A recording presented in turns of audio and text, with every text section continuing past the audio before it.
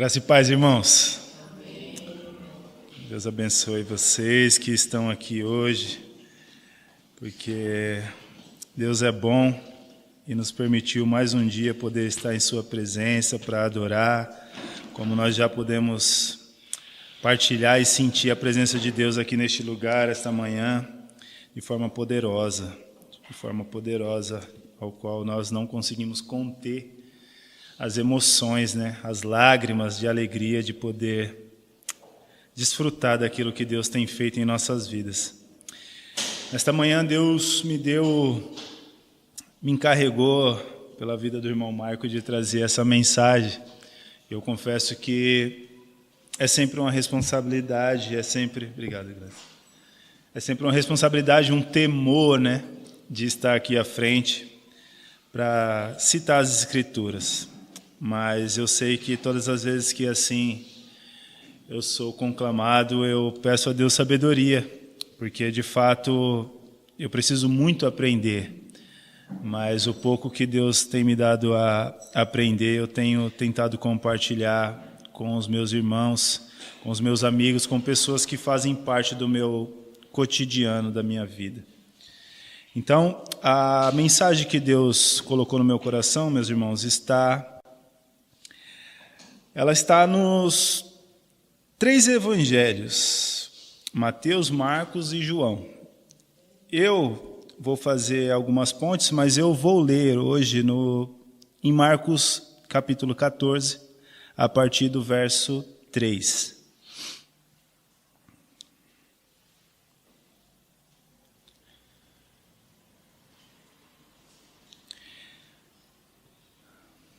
Esperar os irmãos acharem para a gente ler todos juntos.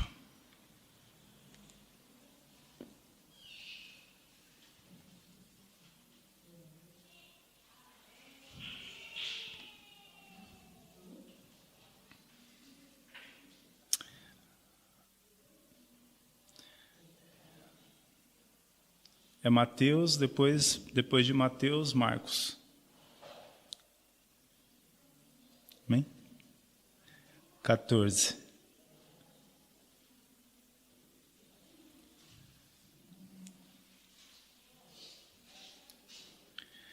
Eu vou estar iniciando a partir do verso 14.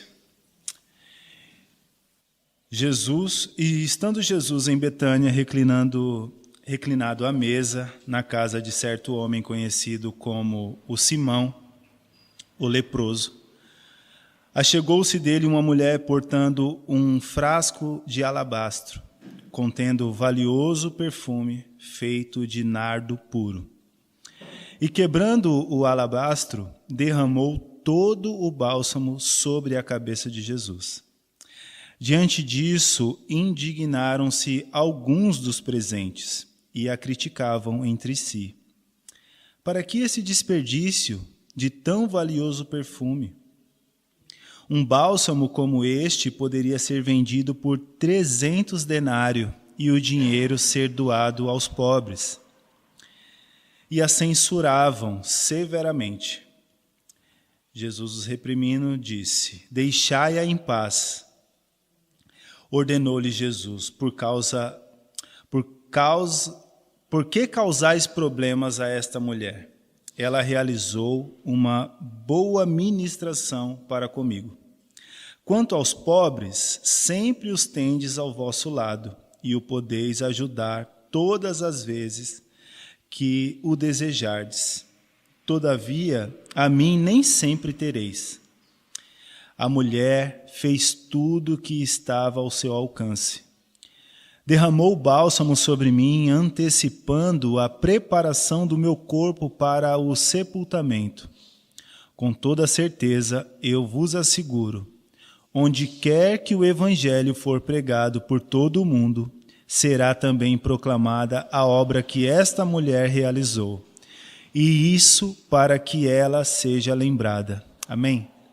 Amém. Senhor, eis aqui a tua palavra, Pai, e eis aqui o teu servo.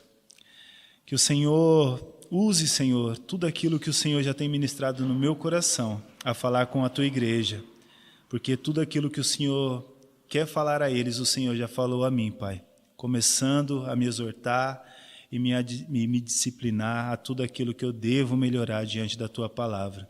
Que o Senhor seja realmente transmitido através dessas palavras, em nome de Jesus eu te peço. Amém. Bom, eis aqui uma história talvez muito conhecida para alguns, para outros nem tanto, mas eu quero enfatizar a vida desta mulher chamada Maria. Maria, não a mãe de Jesus, Maria não Madalena, mas Maria, irmã de Lázaro e de Marta. E tudo que Deus tem me mostrado já há alguns dias a respeito desta mulher tem me tocado muito, e eu espero que faça assim com você também. Nós podemos enfatizar essa história, mas eu também queria enfatizar mais duas outras que correspondem à mesma pessoa. E essa história que eu quero enfatizar, ela vai nos alertar a respeito de um episódio específico aonde Jesus, estando na cidade onde essa família morava, Jesus passa pela casa de Marta e Maria e diz que Maria deseja fazer uma grande recepção, ou melhor, Marta deseja fazer uma grande recepção para Jesus. E diante disso, ela se põe a trabalhar e Jesus está ali sentado e ela fazendo seus afazeres, corre para um lado, corre para o outro, como muitas das vezes nós estamos como Marta. E Maria, nesse devido momento, ela se reclina aos pés de Jesus para aprender sobre o que ele está a dizer. Ela queria ouvir mais de Jesus. E em devido momento, essa história, para quem quiser depois buscá-la, ela está em Lucas, capítulo 10, a partir do verso 38. Ele vai dizer no seu último versículo que Marta, ao ver que Maria está ali ao lado de Jesus, ela questiona Jesus. Jesus, por que o Senhor não mande que Maria me ajude? Eu tenho tanta coisa para fazer. E Jesus diz a ela: todavia uma só coisa é necessária, pois escolheu a melhor de todas, e esta não lhe será tirada. Isso é um grande exemplo para nós, né, meus irmãos? Nós vemos essa história quando Jesus nos mostra que não é necessário tantos afazeres. A gente muitas das vezes está nesse automático dos afazeres. Temos que fazer, porque senão Jesus não vai se agradar. Temos que fazer, porque senão Jesus ele não está de acordo com esse ócio. Mas nesta corrida de muitos afazeres, nós deixamos a melhor parte, que é se colocar aos pés de Jesus para ouvir o que ele tem a dizer a nós. É muito triste você não ter o que partilhar. É muito triste você não ser não ter boas novas a contar àqueles que estão à sua volta. Porque a Bíblia vai nos dizer que a boca só fala do que o coração está cheio, né? E quando nós estamos cheios de Deus, a gente não precisa de métodos, a gente não precisa de meios, a gente simplesmente transborda, porque nós estamos cheios de Jesus. E muitas das vezes tem pessoas ao nosso lado perecendo, fome, sede, da palavra. Muitas das vezes não é o alimento, mas é a palavra. E enfim, só enfatizando esta Maria, que nós acabamos de ler, que ungiu Jesus, ela tem essa participação lá atrás, Jesus já mostrando essa sede de Maria de conhecer e ouvir mais sobre o que ele tinha a dizer. Então, recapitulando aqui um pouco a respeito do que nós lemos, eu queria também dizer que este episódio acontece poucos dias depois de Lázaro, o irmão de Maria, ter sido ressurreto dentre os mortos. Eu fico admirado porque essa história também envolve esta família, que era muito amiga de Jesus. Lázaro e as suas irmãs eram muito amigos de Jesus. E é justamente nesse ponto que eu enfatizo, a amizade que nós temos com Jesus. Qual é esse grau de amizade? Porque essa história vai contar que, em determinado momento, Jesus, estando numa outra parte, fazendo a sua obra, Lázaro se acomete de uma grande enfermidade e Maria manda avisar a Jesus que viesse a ter com eles, porque Lázaro estava muito mal. Só que em determinado momento, devido às circunstâncias, Jesus não consegue chegar no momento em que Maria e a sua irmã necessitavam. E Lázaro vem a perecer, a morte. E elas choram, elas sofrem, assim como aqueles que amavam Lázaro também fizeram. Porém, quando Jesus chega, ela o questiona: Senhor, se o Senhor estivesse aqui, o meu irmão não teria morrido. Mas Jesus diz a ela: seu irmão não morreu, seu irmão apenas dorme. E nesse momento, eu acredito que na sua humanidade, assim como todos nós, não temos essa fé, porque já fazia 4 dias que Lázaro havia perecido à morte. E é justamente nesse momento que nós achamos que é impossível. Ele já fede, Senhor. E ele pede que ela o levasse ao túmulo e pede que eles retirem aquela pedra, mostrando que o poder de Deus ele não se limita ao nosso entendimento. E Jesus dando uma ordem, dizendo: Lázaro, saia para fora, aquele homem retomou a sua vida. E é muito maravilhoso você ver o poder de Deus agindo na vida desta família, neste episódio onde Maria se reclina aos seus pés, neste episódio onde Lázaro, mesmo depois de 4 dias, ressuscita, e neste outro episódio, onde diz que Simão, o leproso, assim ele era o chamado, faz um jantar para Jesus. E isso mostra que eles queriam honrar Jesus devido ao acontecido. Eles queriam honrar Jesus porque eles trouxeram Lázaro do mundo dos mortos, deu a vida mais uma vez para Lázaro que já tinha morrido. E aqui Jesus vai mostrar que havia uma trama já sendo feita a respeito da sua morte, de tudo que eles queriam fazer com Jesus. Porque se você voltar um pouco antes, você vai entender no capítulo do 1 ao 2, vai dizer que restavam só 2 dias para a Páscoa. E eu entendo que esses homens já tramavam porque eles sabiam do impacto que Jesus estava causando naquela sociedade em questão. E eles, com medo de perder os seus cargos, os seus poderes, vendo tudo aquilo que Jesus podia fazer e operar, era notório que aquele homem não poderia ser um homem comum, um homem normal. As profecias que eles estudavam mostravam quem ele era, realmente o Filho de Deus. Mas com medo eles tramavam. Só que isso mostra que eles só estavam fazendo aquilo que de fato já era para eles fazerem. Há um dito, eu não sei de quem é, mas de fato até o diabo é um diabo de Deus. Ou seja, esses homens tramavam, mas eles tramavam dentro do enredo que Deus compôs. Estando Jesus ali há 2 dias disso acontecer, ele já tinha alertado os seus discípulos e os seus amigos do que havia de acontecer. Faltava realmente 2 dias para que tudo aquilo viesse à tona.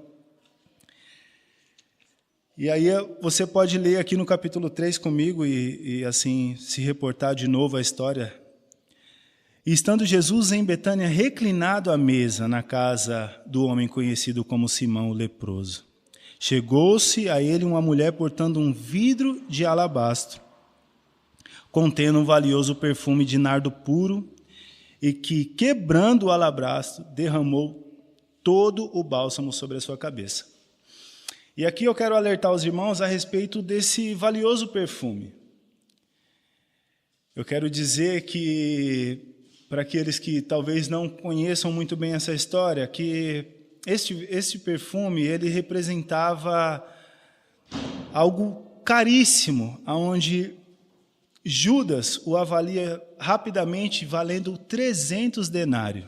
O denário, a moeda da época, vai contar que esta moeda, ela era equivalente, um denário era equivalente a um dia de um soldado romano. Um dia de trabalho valia um denário. Então, logo nós podemos perceber que este vaso continha 300 ml. Em volta disso, né? Sendo avaliado pelo tesoureiro, ele avalia sendo avaliado em 300 denários. Então, isso mostra que ali estava um preço de 1 ano de trabalho. 1 ano que a pessoa trabalhou para obter tamanha importância. Dentro da nossa cultura, fica difícil entender, porque, de fato, nós podemos comprar bons perfumes hoje por um preço bem mais acessível. Mas, nesse caso, não. Neste caso, mostra, de fato, que o que Maria tinha era algo valiosíssimo. E estudiosos vão mostrar que isto era guardado para o dia do seu casamento. Era para isso que ela investia esse dinheiro neste perfume, para o dia mais importante para uma mulher. Hoje ainda é assim feito, né? Muitas mulheres querem o casamento e desejam isso com todo o coração. Porém, naquela época, vamos dizer que era mais valorizada. A mulher esperava e ela investia. E em determinado momento, essa mulher, ela oferta na vida de Jesus, né? Eu coloquei aqui como ela fazendo uma oferta sacrificial, quebrando e derramando todo o líquido que tinha. Ela entregou o seu melhor naquele momento a Jesus. Ela recebeu de Jesus as palavras, ela entendeu.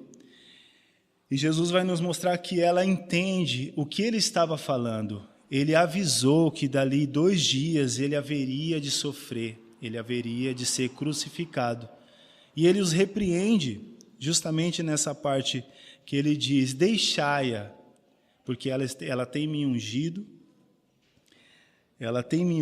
para o meu sepultamento.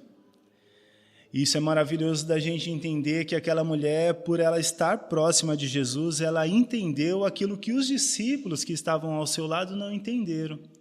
E eu faço essa ponte dizendo, mas eles foram escolhidos, os 12 eram os discípulos.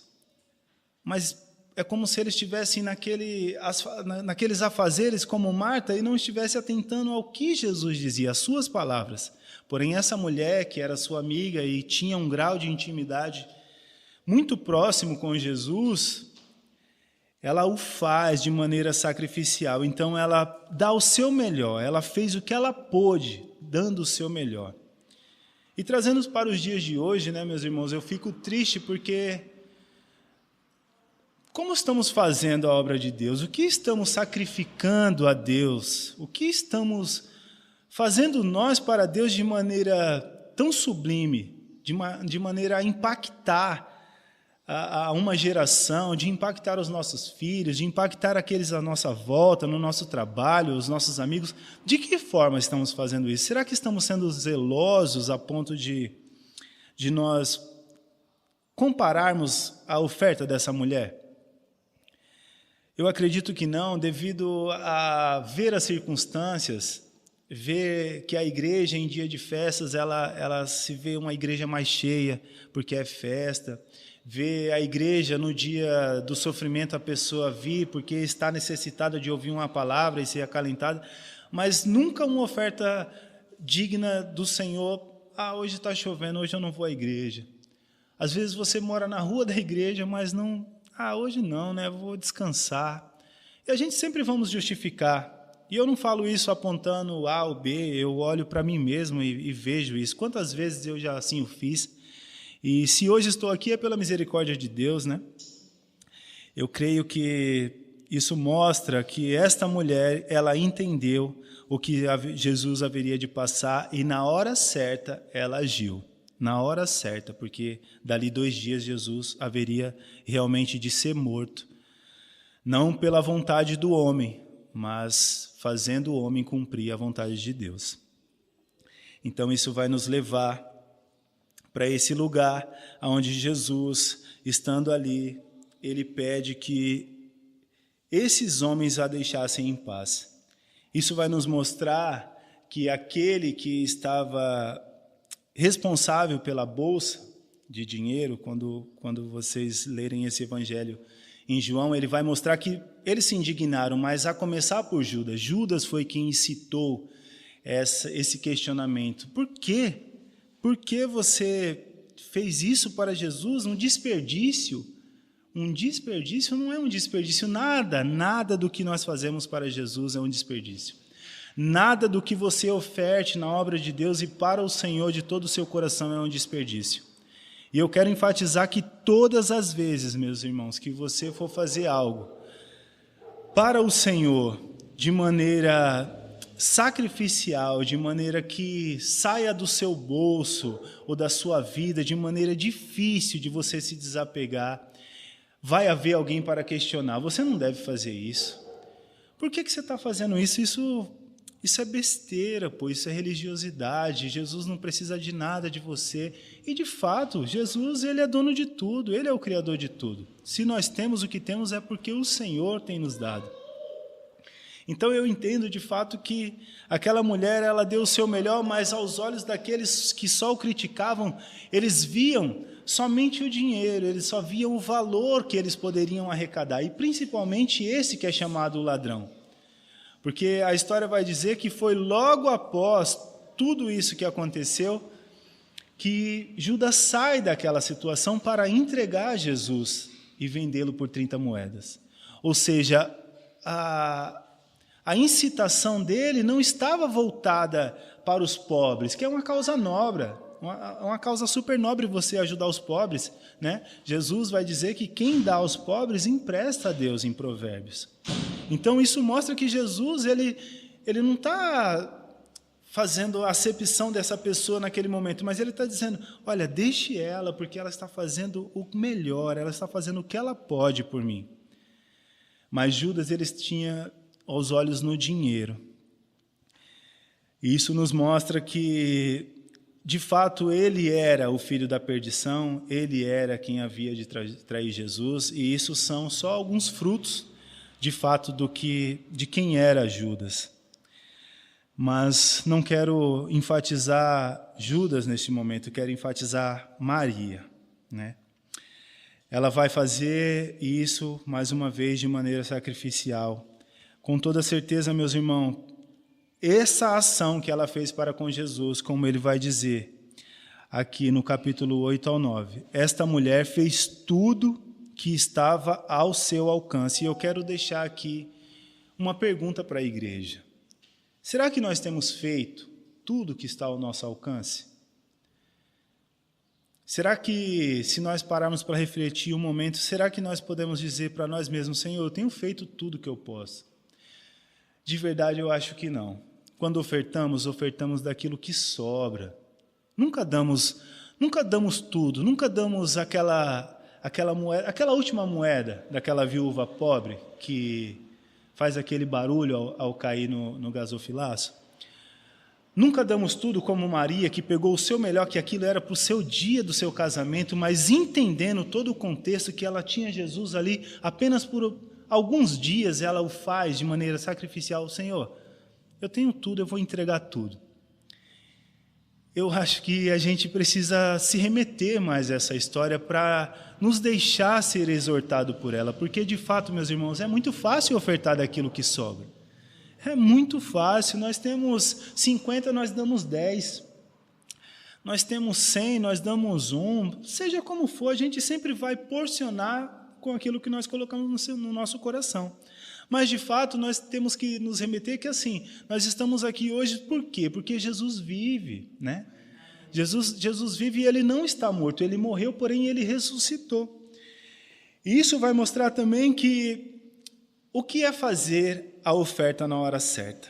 Muitas das vezes você tem momentos que você fala, pô, eu devia fazer algo, sei lá, pela minha mãe, ou pelo meu pai, ou por alguém, porque você ainda o tem. Aí você fala, não, vou esperar, porque esse mês eu vou fazer tal coisa, e no mês seguinte eu faço. Só que o amanhã não pertence a nós.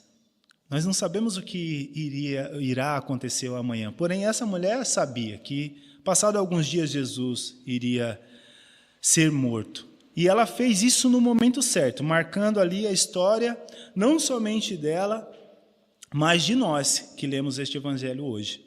como vai dizer aqui o versículo 9. Com toda certeza eu vos asseguro, onde quer que o evangelho for pregado por todo o mundo, será também proclamada a obra que esta mulher realizou, e isto para que ela seja lembrada. Então isso é maravilhoso porque o que Maria fez ali não ficou num devido momento esquecido por Jesus. E é por isso que eu falo que nenhuma oferta oferecida a Jesus, ela não vai ter a sua paga no seu devido preço. Essa mulher, ela vai ser lembrada onde este evangelho for pregado, ela vai ser lembrada porque Jesus assim o fez. E é maravilhoso você entender, né, irmão, que a gente muitas das vezes pode oferecer mais um pouco. A gente pode se dedicar um pouco mais, a gente pode ajudar um pouco a obra do Senhor trabalhando, ofertando, orando, mas entendendo que o que você fizer para o Senhor terá a sua paga. Terá a sua paga e a paga que Jesus te dará, com certeza ninguém pode te dar. Eu fico maravilhado todas as vezes que eu me remeto à história de Maria, porque eu vejo ela como um exemplo a ser seguido. Nós vamos ver que depois de passado este momento, passado esses 2 dias, de fato Judas o trai, de fato tudo que estava previsto e profetizado sobre ele acontece, ele é levado sobre aquele madeiro e de fato ele morre por mim, por você, para que hoje nós tivéssemos vida. Só que em determinado momento, mulheres como Maria Madalena, Joana e outras mulheres vão ao sepulcro, Maria também, mãe de Jesus, vai ao sepulcro para fazer aquilo que elas deveriam ter feito como Maria, no seu devido tempo, no seu devido momento. Mas elas não fizeram, e elas foram fazer depois. E diz que essas mulheres que, ao chegarem ao sepulcro, encontram o sepulcro vazio e um homem à porta. O anjo do Senhor estava ali à porta e as questionam: por que procura entre os mortos aquele que vivo está? Jesus está vivo para a glória de Deus e para que nós também pudéssemos hoje estar reunidos em teu nome, para entender que se ele vive, mesmo depois de ter sido crucificado, nós havemos de ressuscitar com ele também naquele grande dia. Meus irmãos, eu entendo que de fato muitas das vezes nós vamos ter essa dificuldade. Eu me coloco nesse lugar, entendendo que é difícil sacrificar. É como nós estávamos falando na EBD, nós queremos as bênçãos de Deus, nós queremos ser abençoados como Jó foi abençoado. Mas ninguém quer passar pelo que Jó passou. Ninguém quer passar ou caminhar um caminho de cruz, carregando ela e sendo açoitado, humilhado como Jesus foi. Mas eu acredito que de fato vale a pena todo esse sacrifício, porque a nossa vida terrena ela é limitada. Se você viver 100 anos... isso será nada comparado à eternidade. E o que Jesus nos tem preparado é a eternidade.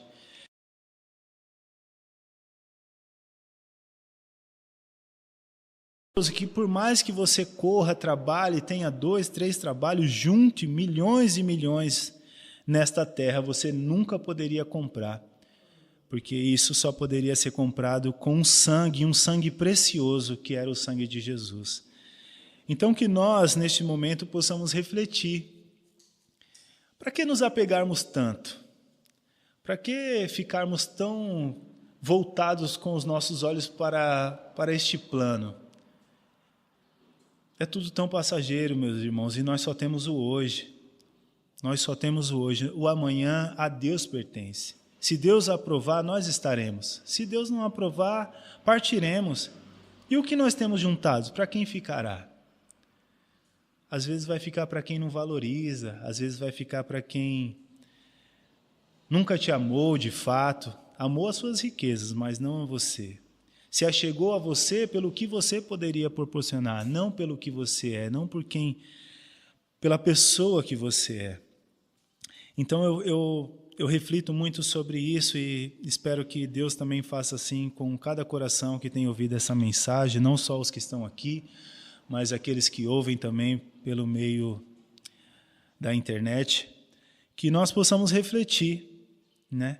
Eu ouvi certa vez de um pastor e ele citando a mensagem de um livro a respeito de generosidade, e isso me fez, de fato, ter essa atitude. A generosidade, ela é um hábito. Ela é um hábito que nós temos que praticar para que isso seja uma crescente. E se você quer ser generoso, meu irmão, faça de fato, compre um vaso. Compre um vaso de vidro e encha-o de terra e coloque na sala da sua casa. Mas você não deve colocar flores ou plantar nada neste vaso. E lembre-se sempre que você olhar para aquele vaso, que você é terra, que você é pó. E aquele vaso vai te lembrar de onde você veio e de onde você vai. E de onde você veio e para onde você vai, de fato, você não poderá levar nada do que você tem juntado aqui. Isso é maravilhoso porque isso nos mostra o quão generoso nós podemos ser, o quão abençoado nós podemos ser. O salmista vai dizer: o que darei eu ao Senhor por todos os benefícios que Ele me tem concedido? E eu particularmente digo: Senhor, eu entrego a minha vida, que é tua. Ou seja, tudo aquilo que nós entregamos a Deus já é dele. É que nós temos este hábito de nos apegar e achar que é nosso. A nossa igreja, o nosso teclado, o nosso carro, a nossa casa, os nossos filhos, mas nada é nosso, tudo é do Senhor.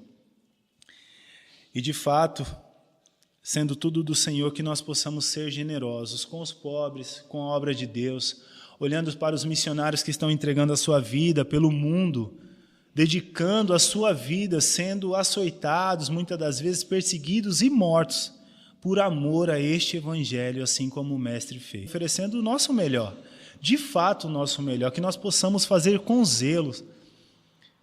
Como bem nós podemos refletir em momentos de celebração, nós vemos peregrinos caminhando distâncias longas, aí a um santuário, acreditando que a sua fé está numa imagem de escultura, mas eles fazem isso pelo zelo que eles têm aquilo, por entender que aquilo é verdade.